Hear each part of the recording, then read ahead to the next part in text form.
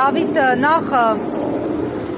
ձեր ակնկալիքների մասին այս դեսպանատնից, որովհետև առաջին անգամը չէ, որ այստեղ ակցիա եք իրականացնում, ինչ սպասել այս անգամ, որովհետև գիտենք Հայաստանում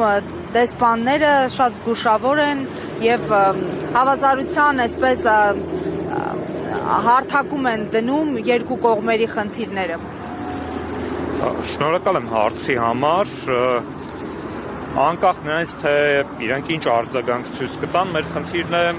բարձրաձայնել տեղի ունեցողի մասին, որպեսզի ոչ միայն Միացյալ Նահանգները, այլև ողջ միջազգային հանրությունը տեղեկանա, թե Հայաստանում ինչպիսի համակարգ է ձևավորվում, կոշտ ավտորիտար համակարգ, որը որ ըստ էության այլևս չի հանդուրժում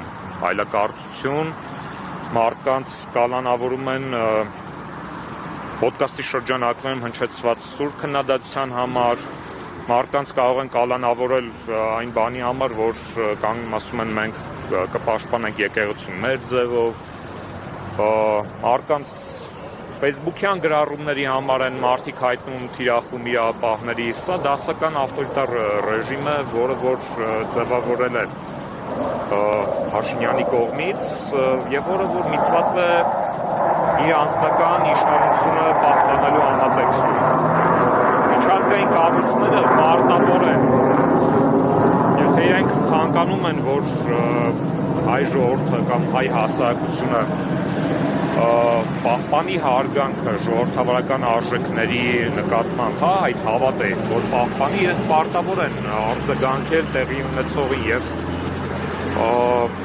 ժողովրդավարական կամ դեմոկրատական արժեքները իրենք պետք է ավելի բարձր դասեն, քան ռեալ պոլիտիկա ասվածը, որը որ նրանք շարժվում են, հա։ Իրավապահների գործողությունից դուք եւս անմասն չէիք մնացել, ինչպես էին մեկնաբանել այսպես ձեր առնչությամբ դրվագը։ Իբրև արդարադատությանը խոչընդոտել։ Ինչ էիք կարել, որ խոչընդոտել եք։ Իրենց ձևակերպմամբ ուշ էի բացել դուռը։ Դուռը հենց թակում են, արագ բացեք։ Փոքրած չվերցնեք։ Պարոն Ֆիդանյան, ինչպես կգնահատեք փաստը, որ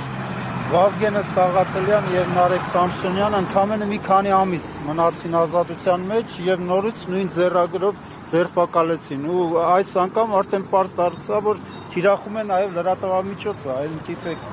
Իրենց առաջին ձերբակալությունը եւ կալանքնել միտված էր, որպեսզի տորպեդահարվի լրատվականի գործունեությունը նաև ոչ միայն պոդկասթի, այլ նաև ողջ լրատվականի կարծում եմ եւ իրենք տեսան, որ դրանով որևէ բանի չհասան, կարծում եմ այս անգամ ուղղակի ընդլայնեցին սպեկտրը ողջ լրատվականը հայտնվեց թիրախում, բայց ի դժբախտություն իրենց եւ ուրախություն մեզ բոլորիս, մեր բոլոր դիտողների համար, Ֆեյքը չի պարալիզացվելու նաև։